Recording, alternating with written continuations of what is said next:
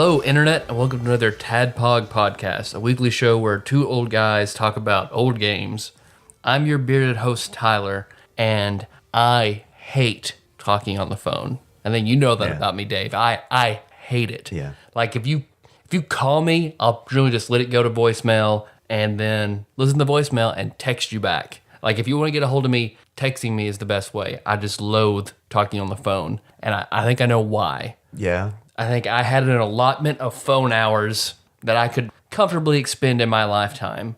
And You met your quota? Yeah, I just had an exact number of, like, these are the numbers I will enjoy in my lifetime. This is my phone quota. It's about 8 hours.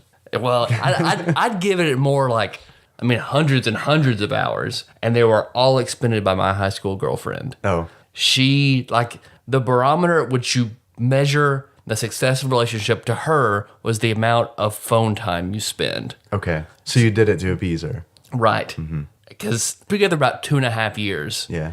And she wanted to talk on the phone 4 to 6 more if she could do it. 4 to 6 hours a day that we could manage. Wow. Like, we would get home and she would talk to me until dinner, and then after dinner, get back on the phone until bedtime. So at least your parents weren't worried about you like being on drugs or anything. No. Because you were always in your room on your phone. Yep. Like, it got to the point where during the day I would make notes about what to say to her at night. And it was solid for about a year and a half. It was like doing TADPOG daily? Yeah. Oh, it was just so. And during the summer, whenever we didn't have school, and like, she wanted to talk on the phone like 8 or 9 hours in a day. Like, I'd get up and she'd call and we'd talk until it's like, well, I'm hungry and Kids in the Hall is on. I kind of want to eat a sandwich and watch Kids in the Hall for just half an hour. Yeah. And then it'd be a fight. And she didn't want to get off the phone for me to eat a sandwich or watch Kids in the Hall. She had to be on the phone. So all my phone conversation hours were expended. And wasted. Yeah, thoroughly wasted. Meg got a few whenever we were first dating. Your current wife. My current wife. Not my first wife. My starter. Practice, yeah. She got a few when we first started dating, but then after I got her, then it was like, all right, I'm done with the phone. You're lucky because around then text messaging was a lot more prevalent than and when you were MSN. in high school. MSN Messenger like a motherfucker. Yeah, I share that hatred. I also don't like being on the phone very much at all. And it really sucks at work because sometimes you have to be on the phone. You can't just text clients. Sadly. Although I have before. I'm Dave, your bespectacled host. And when I was about 7 years old, for an entire summer, I was obsessed with capturing a squirrel that lived in a tree in our front yard. And much like you on the phone, I would spend 6 to 8 hours a day rigging up a shoebox with a stick with a string tied to it, and putting acorns, of course, underneath the shoebox. So for 6 hours, I'd probably sit 10 feet away just holding the string, waiting for the squirrel to take the bait. I never caught it, surprise, but I had a dream where I caught it, and I woke up very excited. That's good enough. See, I was hoping you'd have like some kind of mousetrap type Rube Goldberg device for catching the squirrel from your room. No, sadly, but that was when I lived in Paducah the first time. So now that I'm back in Paducah, I think I may go back to that house and try to capture that squirrel's great grandchild. So what we do on this show is we play our way through IGN's top 100 Super Nintendo games, and we muse about our experiences here on this very show. Today, we are talking about IGN's 87th ranked Super Nintendo game, Sparkster. Ambivalent silence. Yeah. Well, before we get to all that, what'd you play this week? I have played a lot of Far Cry 3. Good. A lot of it. It's very good. I'm not sure if you're going to like it or not. I'll just put it that way. I think you will if you just go through the story. Okay. But there's also some cool things in there. Because I know you don't like driving elements in a game. I don't. And there's a lot. I know you don't like talking on the phone, and that's what you do a lot in Far Cry 3. Yeah, you gotta talk to your girlfriend that you're sure things are gonna work out in the long term. No, there's a lot of driving in the game, but like for side quests and stuff like that. I know people have kind of likened Far Cry 3 to Skyrim with guns, and It is to a certain extent, but it reminds me, honestly, more of like Red Dead Redemption or Grand Theft Auto than a Skyrim. Okay. Just the way they do side quests and stuff like that. And there's hidden items and stuff that I get completely wrapped up with. I'd probably be done with the game if I weren't looking for relics and shit like that. Although I did really like Red Dead Redemption. I love Grand Theft Auto Horse. Yeah. That was great. Well, you're riding around in like shitty cars in this game through the jungle. So, but there's a really cool crafting system. I know you like crafting. There we go. All I right. think you'll dig Sold. that. I like crafting systems okay. I'm not as big a fan as you, but Yeah. the way they've got it rigged up is awesome. I pretty much just dedicated a couple hours to just crafting as much as I could. So I'm done crafting. I've crafted everything I can.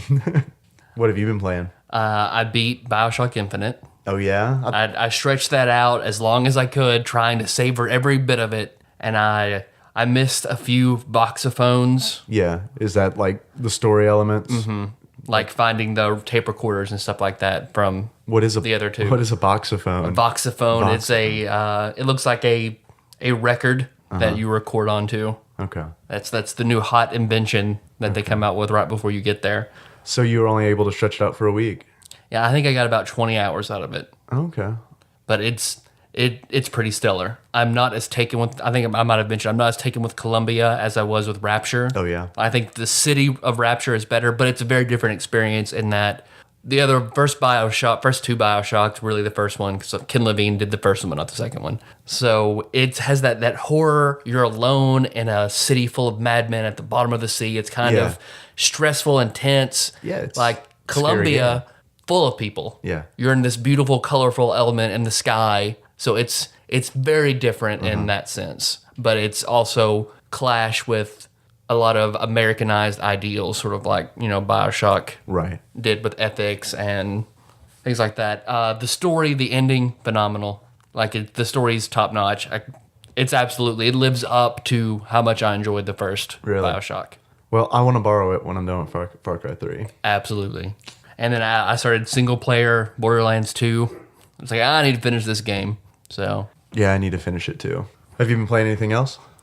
I bought PID, Yeah. which I'm interested in playing because I was only drawn to that because they said it was Little Nemo inspired, Right. and I know how much you love Little Nemo. Yeah, I do love Little Nemo. I need to... Is it still on sale? No idea. Okay, I need to check. If not, then you can borrow that one whenever I'm done with it too. Okay, awesome. And then I want to briefly mention audiobooks real Okay. quick because I finished a few. I You know- finished Best Served Cold. Audible.com is not a sponsor, so don't feel obliged. They don't have to. If they want to get in contact with me, then great. Best Served Cold, great. Yeah. Very good revenge tale, dark revenge tale. I finished the 5th of the Iron Druid Chronicles, which, okay, it's an average series of books. It's enough to keep me interested. It's a good break. The writing is very light. It's easy to get through. It's a good break between how dense and heavy Joe Abercrombie's books are that I've been reading. Who writes those Iron Druid things? Kevin Hearn. Kevin Hearn? So they call it like the spiritual successor to the Dresden Files, which it is very Dresden Files. Is it the same guy who wrote Dresden Files? or- Jim Butcher wrote the Dresden Files. So Kevin Hearn clearly drew inspiration from Jim Butcher and Harry Dresden. Iron Druid series, is that the series of books that have the awful covers? I know Blake mentioned Yep, something about. that is. Okay. If you see my Facebook feed, it's the book with awful covers. And then now I'm listening to The Heroes, also Yeah. Joe Abercrombie and his First Law series. I'm looking forward to the next one, which is Red Country, that he takes that world and fast forwards to like Western times. So Yeah. it goes from medieval fantasy to Western fantasy, which I think is going to be good. That sounds cool. But all right, we've delayed enough. Sparkster. Yep, Sparkster. You want to know a little bit about it? Yeah. For our little segment Sure. we call Dave Reads from Wikipedia? Okay. Sparkster, guys, it's a side-scrolling platformer, and it was produced and released in 1994 by Konami for the Super Nintendo. It's a completely different game from the Genesis version. There was a Genesis version that came out. There's a longer history of Sparkster on the Genesis. As far as I know, the only time Sparkster was ever in a Super Nintendo game, it was just this one game. But there were at least 2 other games on the Genesis, which were completely different. To go ahead and give away my feelings, I can see why it died with one entry into the Super Nintendo. Why there's not more. Yeah, well, we'll get into that. Yeah, we'll get into that. We'll go ahead and preface what you're in for the next like 45 minutes. But the idea is that everything that happens in the Super Nintendo version, I know this is very important for the lore masters out there. Tyler, you and I know are lore masters ourselves. So please keep in mind for the entirety of this show, when we talk about Sparkster, that this game in no way has place in the continuity of Rocket Knight Adventures. It's completely different scenario. Okay. So, they look similar. They look armored very possums, but different. But please keep in mind, it's very important that anything that happens in this game is not Sparkster canon. Playing Sparkster, Yeah. I can't help but feel like something has happened and we are going backwards down the IGN Top 100 list. Yeah. Because like Bomberman 2, Was fucking awesome. great. Yeah. Sunset Riders, okay. Right. Sparkster, how was this higher than those two games? How was this higher than 13 other games? I don't know how it's higher than Bomberman 2. I really don't. I had more fun with this game than I did with Sunset Riders because the only fun I had with Sunset Riders was playing it with you. Yeah. That's it. That and Cormano, because I feel like I got to know Cormano. So that's cool. But unfortunately, Sparkster doesn't have a Cormano. Sparkster has possum and armor with a jetpack, which sounds kind of awesome. It sounds, because this game, it's weird and quirky, but not in like a good way. It's not like Earthbound Jim did like weird in a fantastic way. Sparkster's like it tried, but it just comes off as just creepy and ineffectual. Did you say now how did Earthbound do it? Earthworm Jim. Did I say Jim. Earthbound? Yeah, Earthbound Jim. Did I say Earthbound? Earthworm Jim did weird. Earthbound did weird too. Yeah. But I was more meaning Earthworm Jim. Yeah, it is kind of quirky. And like we said, I think the premise sounds pretty cool. It's like a robot cowboy ninja. You got a knight with a jetpack. That's a possum. Okay, well, possum, you mean you can take it or leave it. But a knight with a jetpack and a sword? Yep. And I sort of understand, like, the Japanese version. Japanese possums are cute and adorable. We looked it up, why they choose a possum? Japanese possums, completely different than American possums. Yeah. We have, like, Keith and Shane dirtbag rat tail possums here. Yeah. And they have, like, adorable koala possums in Japan. Yeah, they're first class. They're first class possums. I've got a little bit that I want to tell you about Sparkster, in case, Tyler, I know you've played it, but there may be fortunate listeners out there who haven't played the game. Sparkster is, like we said, he's a possum. He's an anthropomorphic possum a la Sonic the Hedgehog. And he wants to be Sonic the Hedgehog so bad. Oh, so bad. So this is when Sonic came out as Sega's mascot, and so everyone wants this badass animal mascot with attitude. Konami's response was Sparkster, the Possum Knight. And this Possum Knight, he is badass adorable. Okay. He is a mascot with attitude. He has a jetpack, and he has anime hair. So he has those four things going for him. It's true. And I could definitely say with attitude, when we talk about the ending, we'll get to why I think, okay, he has some attitude. But yeah, this game, to me, it felt like just a giant trial and frustration. Like there are so many roadblocks that kept me from enjoying it. It felt like it was a mile wide, inch deep.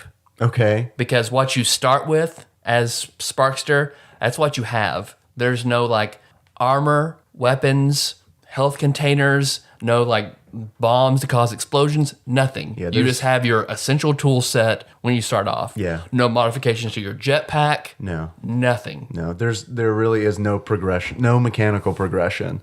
You're right. You've got everything at the beginning of the game, which makes the game kind of stale when you get further in. Because when we first started playing it, I know I at least thought that the game looked pretty promising.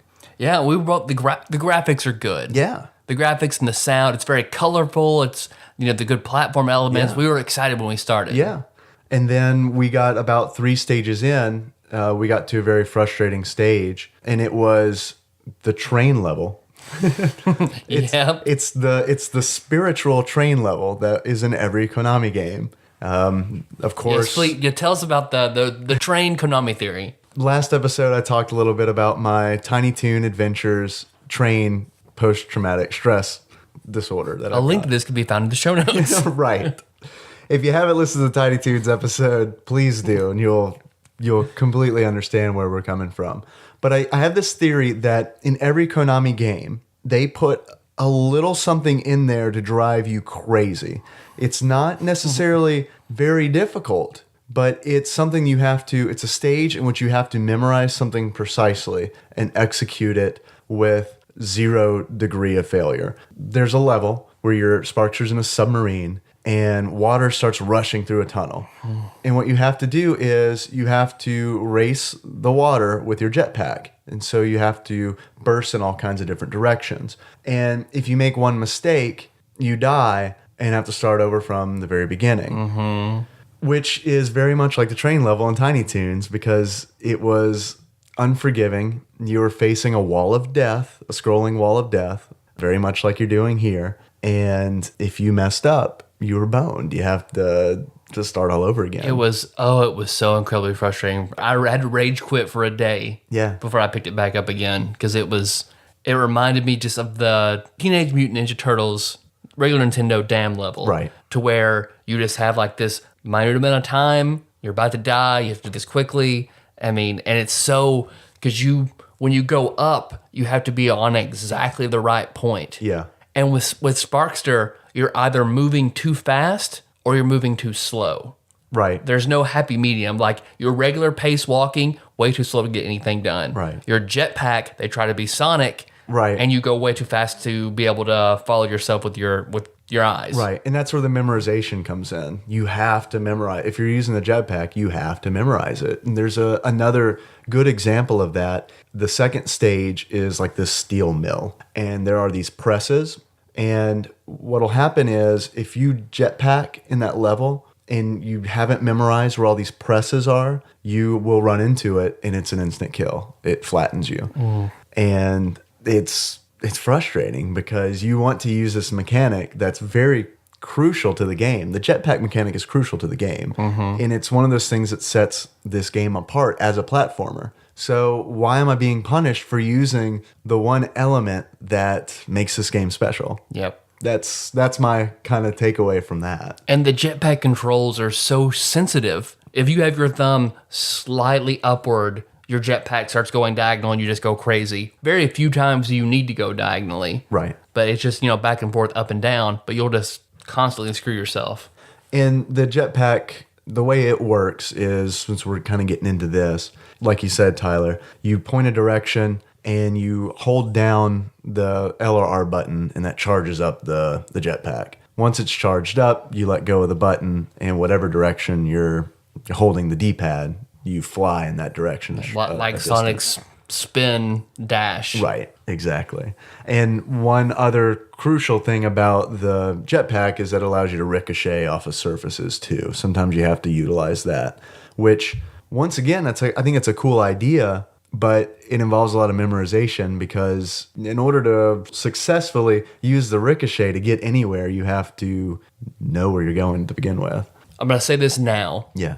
Bring up what I thought was absolutely the worst thing about the game. And I think this alone should have excluded this from the top 100. Okay. Period. I know where you're going. Because of this, it should not be on this list. Yeah. And that it is an absolute game-breaking glitch. Not. I don't even know if game breaking is the right word to use. It's game halting. Yeah. Like it's disastrous. This bug is disastrous. How it got through, how the game testers or whatever didn't see this, didn't fix this. There's a panicked falling animation. And what triggers that? I think it's just once you get to a certain height that you trigger panic falling animation and you can't do anything. So if you use your jetpack and you're up too high when it runs out, you go into this panic animation and fall straight down. Mm-hmm. And that has something to do with the glitch, right? Yes, because while you're doing that, you can't do anything. You just fall straight to the ground. Once you touch solid ground, you can't move. Then you're back. You cannot do anything. You just fall straight down. Yep. You can charge your jetpack, but it doesn't function. Right. You can do absolutely nothing while you're in the panic animation until you hit solid ground. Which is annoying enough. And then it ends. Yes. But there are lots of bouncing stages, which don't qualify as solid ground. Right. So once you hit your panic animation, which doesn't even have to be on the jetpack, sometimes it just happens. Yeah, you're right. If you jump from too high. And then you'll go into your panic animation and then just bounce up and down. Stuck. And that's it. I know that happened a lot. There's a level where it's composed all of musical instruments, which is kind of an interesting idea. But you're right. There are these like saxophones that keep you afloat and you kind of bounce on them. Presumably because air is blowing out of them. Otherwise, it's just weird. But yeah, how many times did we glitch out on that stage? Four or five times. I mean, it was easily 4 or 5 times. And it's a glitch like you have to turn off the game and turn it back on. Yeah, you have to reset the game. So you have to make sure you monitor your passwords right. very precisely if you want to start back to where you were. Yeah, and that's one thing I want to talk about is the password save. Some games in this era had battery backup, and some games had password save systems. This game had password save system, and it kind of had a cool little input method. It's an actual level in itself where you're Sparkster and you have to hit these blocks, and every time you hit it, a different symbol comes up. And I thought that was kind of a nice touch. It's kind of a cutesy touch. It was a nice cutesy touch to add in to what is normally a very bland input whenever you're doing passwords. Honestly, I think that's kind of how Sparkster is. Sparkster had a lot of nice detail polish. Like you said, the graphics are great and it sounds great. And I agree with that. But it seems like they just kind of spent too much time on the details and not enough on the overall game, because that glitch is just cataclysmic. And then there's the boss at one point, like it looks like a sad wolf. You're stuck in this lava tunnel. The lava's rising. Right. And this sad robot wolf just kind of comes down. I guess he's just wanting to die. He's like, oh, hey, I'm here to commit suicide. Hey, Sparkster. And he just kind of floats around at you. Doesn't really do any damage. Yeah. But during this segment, since he threw some bombs or something. But yeah. I mean, if you stayed in one corner, he would just kind of mope around you until you got to the top. Yeah. But because it's rising, you can trigger the falling animation in that tunnel. Right, because you got stuck there. That's it. Fighting a mid-boss. Yeah. Yeah. Which makes you... Awful. There's one good thing about the glitch, and that is it makes you invincible. You can't do anything. Yeah. You can watch this screen in perpetuity. I'm glad you mentioned the sad wolf, because that kind of ties into the story a little bit, which we haven't really gotten into at all. This game's story is very much a product of its time, because you don't know a lot about the game. A lot of the story was included in the manual. So unless you had that, you had no idea really what's going on, because there is an intro, but there's no dialogue to it. And you can draw three or four different conclusions from the intro. There's this princess possum, and presumably her father, who is dressed like a king, and they're at the top of this tower, and there's fire coming out from the tower. Just watching it, you're not sure if maybe they're trying to escape or if they're under attack. You have no idea what's going on. And then this airship appears above them, and the king gives the princess a pendant, and there's a tractor beam that comes out of the airship and sucks her up. And that's... Yeah, because it looks like he's trying to push her away, like he's either trying to push her off the roof and kill her, which probably not the case, or he's trying to get her to leave to save herself, or like he's selling her to these airship pirates. But it's just the whole thing's just vague. Wouldn't that have been a great, just dark twist right from the beginning if he just kicked her off the tower? Yes. And then the kidnappers actually save her and then ransom her back, and he's not happy. We already made a better game. Yeah, yep. So apparently what's happened is these wolves have kidnapped Princess Flora. Her name is Princess Flora.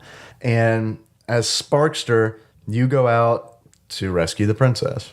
I mean, what else are you going to do?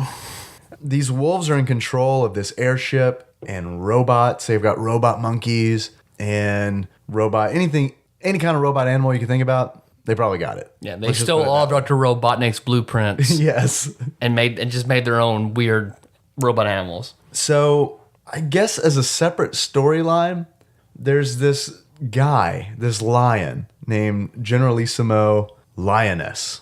And what he wants to do, he's planning on launching a warhead to destroy Sparkster's home planet. Now, it's kind of one of those things where if the wolves had never kidnapped the princess, Sparkster probably just would have stayed at home. Mm-hmm. And Generalissimo Lioness could have just blown up the planet. So why, I don't understand. Why capture the princess? Just blow the fucking planet up. So you don't involve Sparkster at all. He's not a threat. Yep, just let him stay at home with his fair maiden, eating his goose, and call it a fucking day. Well, here was your theory that you presented while we were playing it, because Generalissimo Lioness is clearly a man. It's a male lion. He Right. has a mane. Not a lioness. Yeah, it's just a lion. Generalissimo Lion would have been more fitting, perhaps. So lioness, just like maybe he's undergoing gender reassignment, Right. And you can't he doesn't want to get his junk turned into a vagina, Right. He wants a first class vagina. He needs a vagina, right? Yeah, he wants a vagina. He wants a genital transplant. He wants an original model, Right. Vagina. Who's got the best vagina in Sparkster world? One would think the princess. Yeah. So then that's why he kidnaps her. Seal might not even be broken yet. She's not married, one assumes. So Yep. So that's what we think is going on her there. Her father obviously couldn't marry her off with her maidenhead not intact. So it makes sense why Generalissimo Lioness would want that. The flavor seal is still intact, so he wants that one. I'm so glad Game of Thrones gave me vocabulary like Maidenhead. Right. So, Do they get into that in the Iron Druid? Maidenheads? Nope, No. sadly. Oh, gosh. This also is mascot with attitude territory, okay? Sparkster doesn't kill these wolves. He doesn't kill them. What he does is he shames them. He spares them their lives, but cuts their clothes off. And so he has this blade of shame that just doesn't hurt flesh, just robots and clothes, inanimate objects. Yes. Or in inorganics. It goes right through. Because when you attack a wolf, his clothes explode off his body, and he runs off to scream with an embarrassed look on his face. Yep. So, a little bit of a pervert, I think. I'm going to say Sparkster's a little bit of a pervert. But only with shaming men. Well, you're right. Because, we'll go ahead and talk about the ending. Whenever you save the princess and take her back, Spoilers. spoilers if you don't want the end of Sparkster. She approaches Sparkster, very, very willing, like, hey, you saved me. Yeah. Come get it. They're on the tower. This is yours. She's moving in for a little, And he zooms up with his jetpack all close and just like, lullaby, room, gone. Takes off. Yeah. End. I think he's either married, or what I'd like to think happened is that Generalissimo Lioness was actually successful in his gender reassignment. He smelled the lion dangling between her legs and decided, He's like, no thanks. You damaged goods. Sparkster out. and then the king obviously can't marry her off, so he kills her. Yeah. So you Just really kicks her off that castle tower that you first saw her at. everything kind of resets back to the beginning.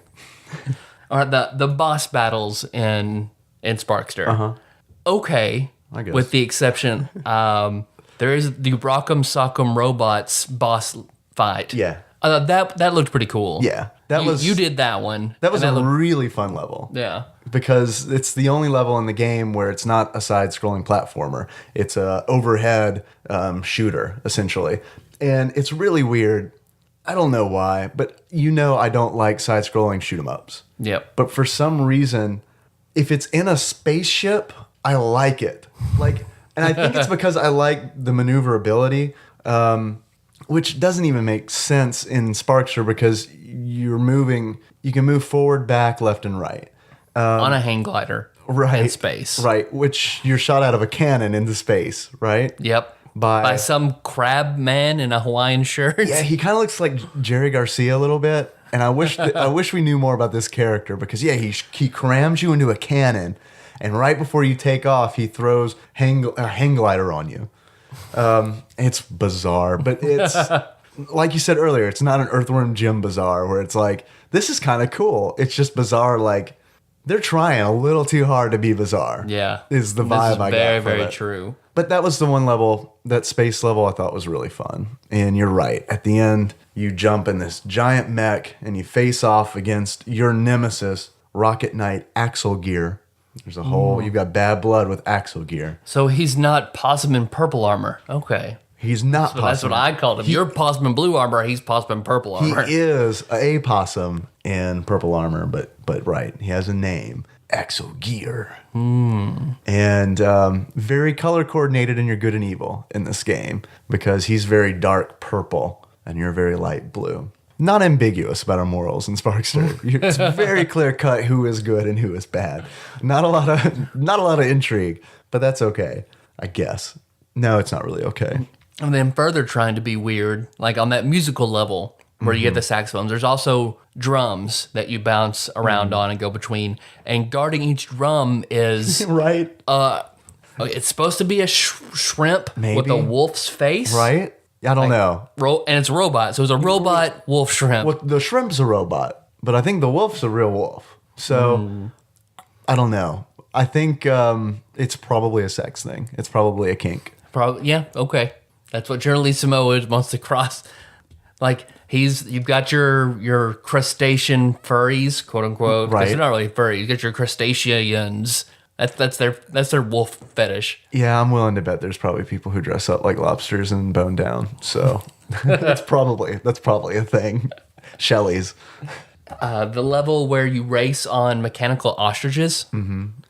Very, very Sonic meets Gunstar Heroes for me. Not fun because the ostriches are just going as fast as they can. You can jump up and down off the ostrich while things kind of swoop in to get you, and then you fight a wolf dressed as M. Bison, the M. Bison wolf, inside like another fast-moving mechanical thing. That boss fight was eh. Yeah, that level wasn't fun. There's a lot of levels that just weren't fun. The first level I thought was fun because you were getting used to the mechanics. And you're like, hey, these are awesome. And they're not limited in the first couple of levels because you're not punished for using the jetpack.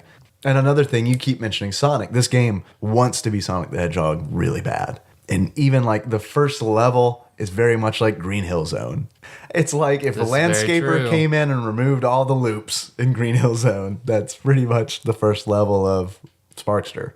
And when you're inside the spaceship, it's sort of like Casino Night World. Like it's just they wanted to take like the platforming elements of Mario and incorporate them with the dash and the animals and the flavor of like Sonic. Yeah. And really you just get just this mishmash genetic combination of an animal that's just like, kill me. Yeah. No, I don't think it takes off. You get the horrible abomination Chimera from Full Metal Alchemist. Right. I'll put that in the show notes. But very much like Sonic, it's a follow the rings kind of game.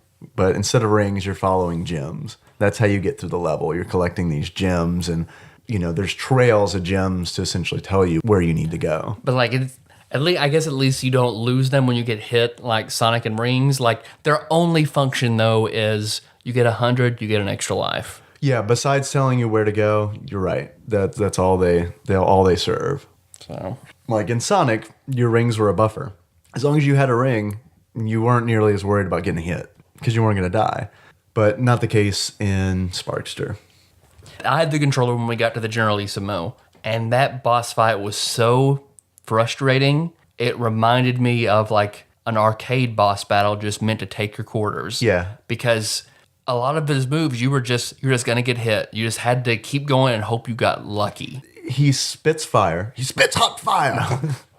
He's like Dylon. He just spit hot fire. Dylon. Who's the best? Who's the best bosses in Sparkster? Dylon, and Dylon. He has this move where he spits fire onto the ground, right? It comes out as a line, and it comes out diagonally, hits the ground, and keeps on going. This trail of fire. So you have to jump over it to avoid it, or rocket over it to avoid it, right? But he does this thing where he will do that in combination with throwing a sonic boom, which comes all Guile style, just comes straight out right at you. So there is literally... There's no room to jump. Unless you do your jetpack, which you don't have enough time to charge it to get up and over. Right. And he has a lightning move that spans the length of the screen. Right.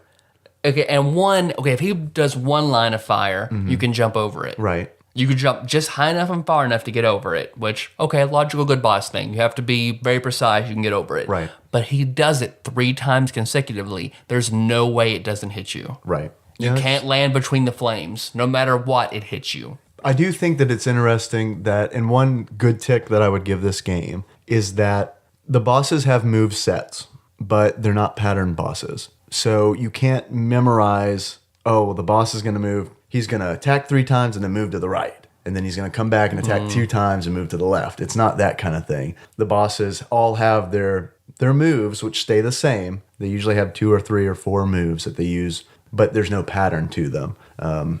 Obviously, there is a pattern to them because it's a video game, but it's not a easily recognizable pattern. So it makes the boss fights very difficult, like you're talking about. So that's a good thing because I feel like it's kind of progressive for the time, but it's a bad thing because you have these situations where the bosses are doing things where there's no way to get around them. Like when the transgender lion starts spitting fire and sonic booming at the same time, you kind of have to step back and say, I don't think this should be happening. And I hate it when games, when their length is determined by their difficulty. How do you mean? So if you choose like easy mode, right, you lose half the game. You have to progress to hard mode if you want to complete the game. Yes. Which I loathe. Yeah, and Konami did this a lot back in the day. And they, of course, did it in Sparkster, which we weren't too pleased with. Because we started out on easy, parentheses, digest. Not sure what that's for. No idea. I guess I like to think that Konami, they were sitting around, they're like, we want to make a game that's kind of like Sonic the Hedgehog, but right after people eat. Because every time I play Sonic the Hedgehog, I just don't feel like my food digests. So let's make a game that's easy on the stomach. After a hefty meal. If you've just eaten, this is the mode for you. Right. We don't want to stretch your digestion system out. So yeah, what do they cut from easy? I know the final boss, the true final boss they cut. Right. And I feel like there was another section that is cut between going from easy to medium to hard. And then crazy hard, I guess, is just... That's more of a true difficulty system. Yeah, we didn't try crazy hard, and there's good reason why. On crazy hard, it's Contra style, where you get hit, you're dead. And honestly, there's no way you could beat Generalissimo in crazy hard mode. You just couldn't do it. Surely someone has done it. If not, TADPOG challenge. How many points are we going to give them if they beat Generalissimo Lioness on crazy hard? 12,300. 12,300? Mm-hmm. Okay. I'll tell you what. If anyone does it, I'll buy you a pizza. There you go. And now we know that a pizza has a value of 12,300 TADPOG points. Damn it. We can't put... That's not good. We can't start associating because then Mike is going to come back and say, look, motherfucker, I got like 200,000. You owe me. You owe me so many pizzas. So scratch that. I make the pizza. Deals off. I hand make the pizza, so it can be of anything. Just Legos. You can get a grilled cheese sandwich with Legos sprinkled on top. The only collectible in this game are health items, which are very shiny, very moist. They're juicy, man. Either apples or bananas. They're juicy. They're not good Jacob food. Nope. I have that in my notes. Moist apples, bananas, not good Jacob foods. All right. Achievements. Yeah, you want to get into achievements? Yeah, let's talk Sparkster achievements. Okay. What do you have? And while you're talking, I'll try to come up with mine on the fly. I have Half Heart Hero, which is defeat a boss with only half a heart remaining. Okay. I like that. And then Gem Gourmand, collect all gems in the game. Oh God. How many points is that worth? That'd be a high, that would be at least a silver achievement. Jeez, there are a lot of gems in this game. Do you have any more? I only have 2. Damn, I need you to have more so I can come up with one. I've got one. I've got a name for one. It's called Playing Possum. Okay. But I don't know what the actual achievement is. So I guess you pretend that you're dead to beat a boss, which is not a mechanic in the game. Playing Possum, get the glitch. Get the awful glitch that you can't do anything. There you go. And I guess, let's see. I'm thinking something with prehensile tail. Something with a prehensile tail. We just call it hanging out.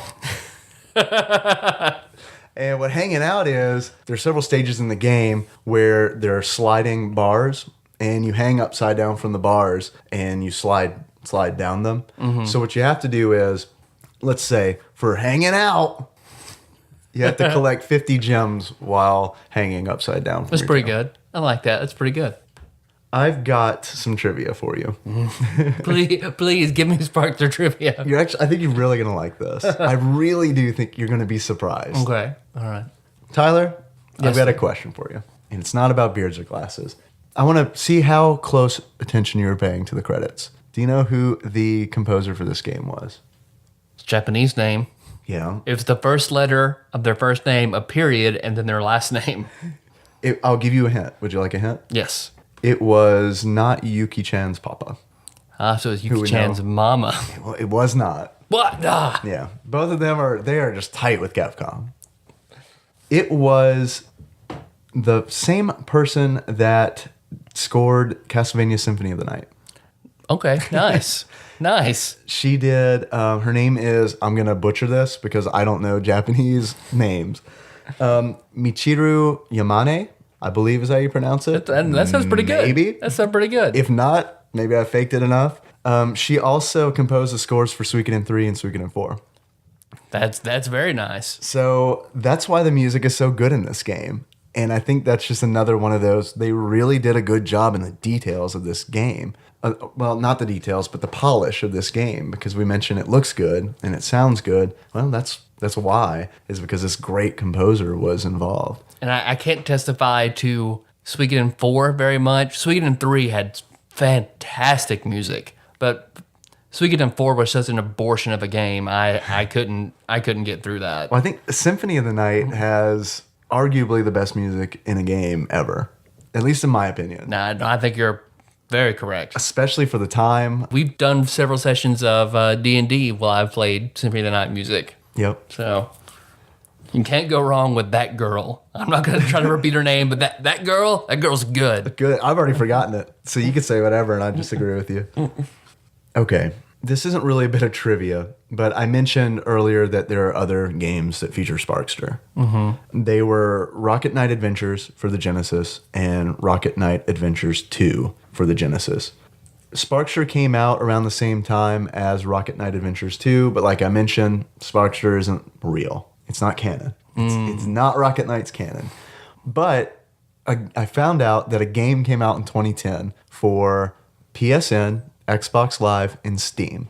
And it is called Rocket Knight. And it is the continuation of the Sparkster lore. Okay. It's a new Sparkster game. God. Okay, so Rocket Knight 1 and 2, not canon. Just regular Rocket Knight. No. Adventures of Rocket Knight 1 and 2 are canon. Are canon. Sparkster is not. So Sparkster's it's an alternate world. It's crazy. Anything goes in Sparkster. But Rocket Knight takes place 15 years later.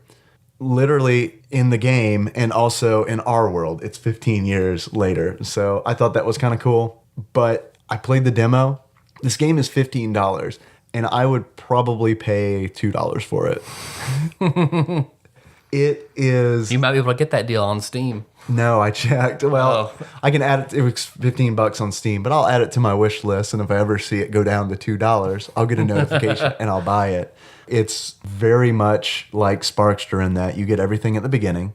There is a nice little. The first level is a tutorial essentially, which is nice. It's a tutorial level telling you how to use everything. Once you get past that, you start to realize that there isn't a whole lot to this game. It feels really unfinished. There is really no sound effects, which is really weird. That is weird. It feels like the game is not finished at all.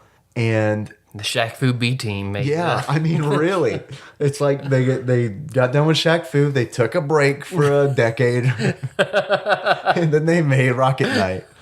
Here's what I was hoping. I was going to get the demo. I was hoping I was going to get the demo, play it, really have fun, and you would come over and we'd have a blast because Sparkster we didn't have fun with. I was hoping it was going to be like a Double Dragon Neon situation. It wasn't. Double Dragon Neon is a great game. Rocket Knight is not a good game.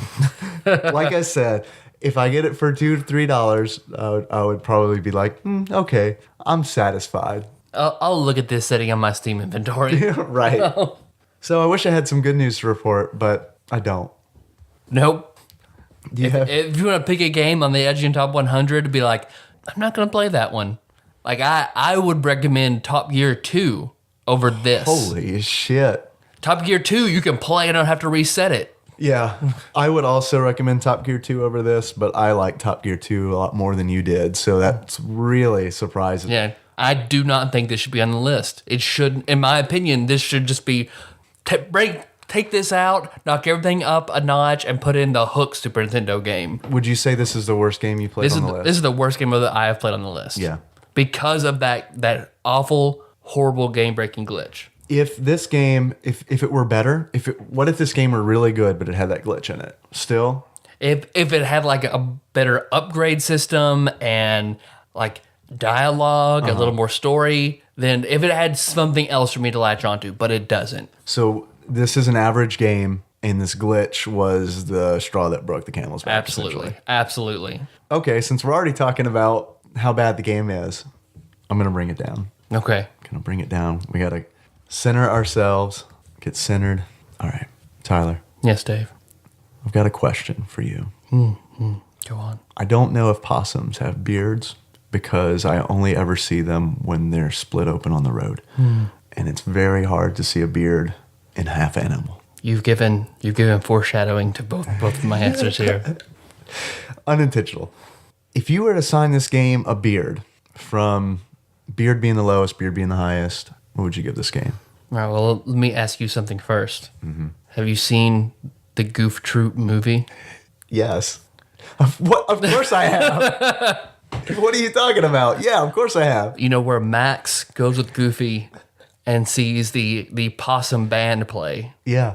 They have fake possum beards.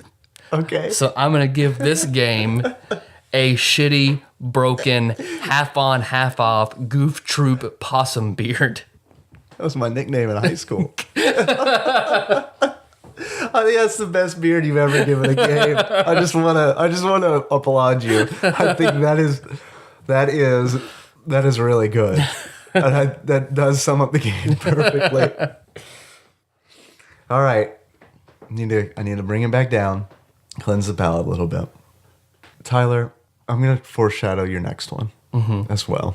I'm just gonna take a stab at it. In this game, our hero Sparkster wears goggles. So I'm curious if your next rating is going to be goggle oriented. You were closer before when you prefaced everything before. Well, if you were to give, I'm going to change it then. I'm not going to ask what you think I'm going to ask. Okay, all right. If you were to assign this game, I'm going to put you on the spot. Let you think on your toes. If you were to assign this game a pair of goggles, what pair of goggles would you assign it? I would give it, in Final Fantasy VI, Ultros spits ink into your eyes that makes you blind. Yes. And it's just this black status condition that was mistranslated to have absolutely no effect. So if I had to give it specifically a pair of goggles, it's these black, shitty, supposed to do something, doesn't do anything pair of goggles. Seafood soup goggles. Yep. We'll just call it that. Because as soon as you said goggles, I immediately thought of Saban with the shiny black ink condition. That's just the first thing that popped in my head for some reason. Muscleheads, I hate them. Hate them. If you were to give this game, I don't want you to waste your glasses. Okay. I feel like a dick. Because you probably, I know, with as much effort as you put into the beard, you probably put some effort into the glasses as well. If you were to give this game a pair of glasses, what would it be? All right, so I'm gonna stretch the definition. All right, so glasses are just this sort of at least protective, because I've extrapolated into more protective eyewear. Okay. So glasses being glass that fit over your eyes to serve some sort of function. And there are safety glasses, so. So what is a windshield if not a giant pair of glasses for your entire body? Okay. So for glasses, we mentioned that Sparkster can hang from things from his tail. Prehensile tail. So- Which, with all the like gender reassignment that we assume this game has, I'm actually kind of curious. Maybe that's not a tail. Maybe not a tail. For those of you who don't think that might be his wiener. Might be his wiener. Might be his prehensile wiener.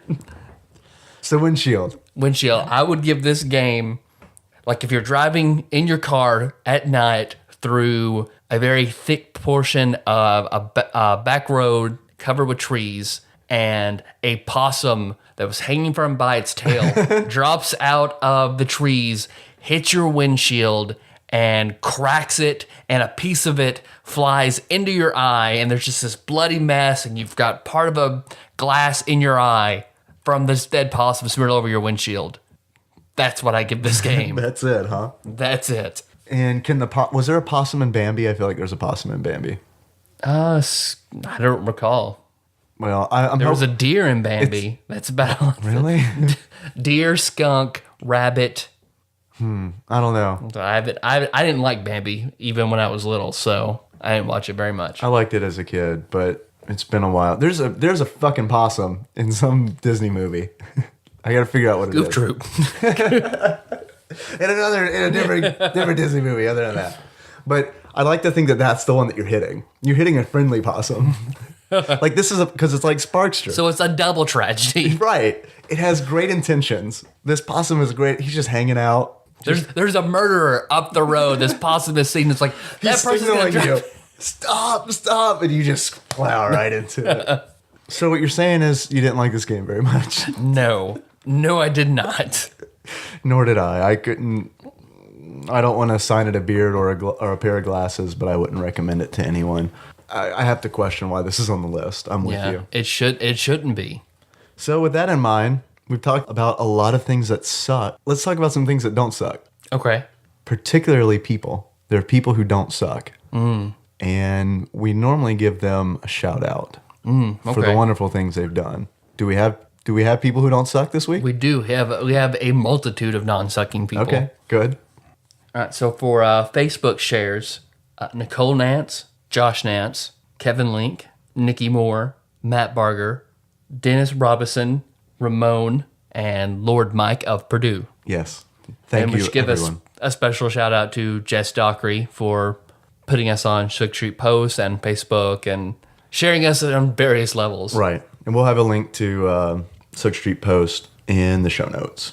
Give you another reason to go to the website, tadpog.com. Please go.